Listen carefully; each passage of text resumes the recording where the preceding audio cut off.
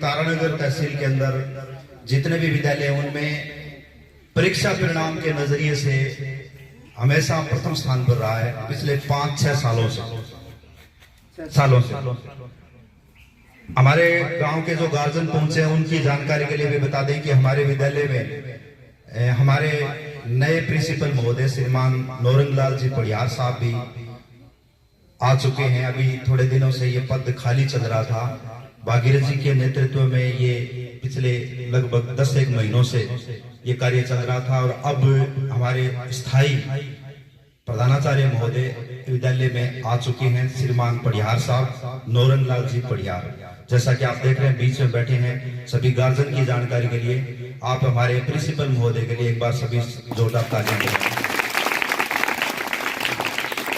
Guardian की जानकारी के लिए भी और हमारे नए प्रिंसिपल महोदय हैं उनकी जानकारी के लिए मैं बताना चाहूंगा कि पिछले 6 सालों में तारानगर में 12वीं क्लास का जो परिणाम है वो पूरे जिले में या तो पहले स्थान पर या दूसरे स्थान पर या तीसरे स्थान पर ही रहे। 3 से नीचे कभी नहीं आई।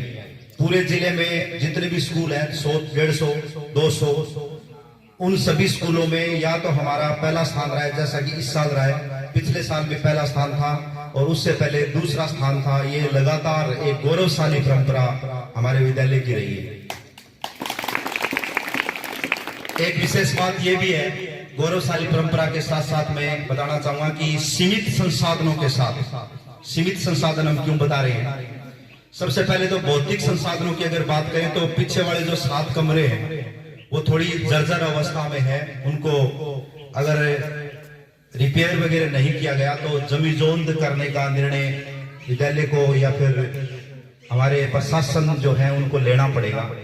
और हमारी जानकारी भी आया है, गार्जियन जो सुन रहे हैं उनके लिए जानकारी मैं बता देता हूं कि ये सभी कमरे इस गांव के एक परिवार के द्वारा बनवाए गए।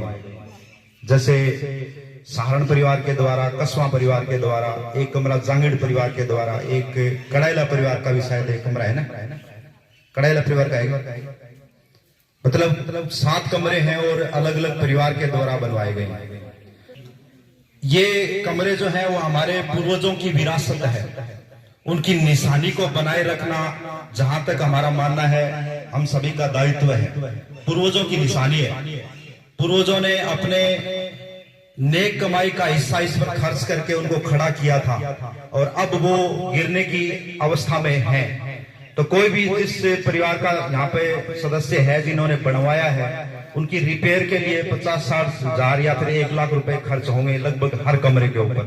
तो कोई भी पहल करना चाहे अपनी विरासत को बचाए रखने के लिए, नौपाराम जी सुन रहे हैं, नौपाराम जी अगर कड़ाइला परिवार का एक कमरा है तो आप अपने परिवार के अंदर एक अच्छा इमेज रखते हैं, परिवार के सदस्यों के साथ बात कर सकते हैं। अगर ऐसा कमरा है तो मुझे नहीं जानकारी कि ये कड़ाइला परिवार का है कि नहीं है, तो ये हमारी जिम्मेदारी है।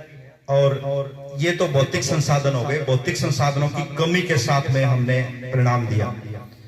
दूसरा जो व्यक्ति संसाधन जो होता है जिसमें अध्यापक विशेष रूप से आते हैं, उसमें भी आपकी जानकारी में बहुत कम जानकारी होगी शायद। मैं आपको बताना चाहूंगा कि 2 साल तक 5 में से 4 ही व्याख्याता थे।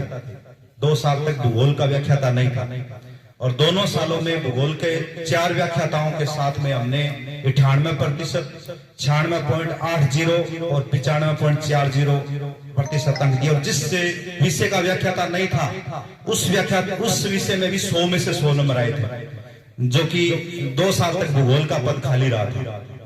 उसके बाद में 10वीं क्लास में भी भागीरथ जी ने गणित विषय को हमेशा संभाला, गणित का भी हमेशा पद खाली रहा। और इस साल भी 4 ही व्याख्याता है, अंग्रेजी का पद खाली है। लेकिन बच्चे ये जानते हैं कि उनको शायद महसूस नहीं हो रहा होगा। और आपको ये बता रहा हूं कि भूगोल का जब पद खाली था तो भूगोल में 100 में से 100 आए थे पहली बार। और इस बार अंग्रेजी का पद खाली है और बच्चे कह रहे हैं कि अंग्रेजी में आज तक 100 में से 100 नहीं है, लेकिन इस बार आएंगे।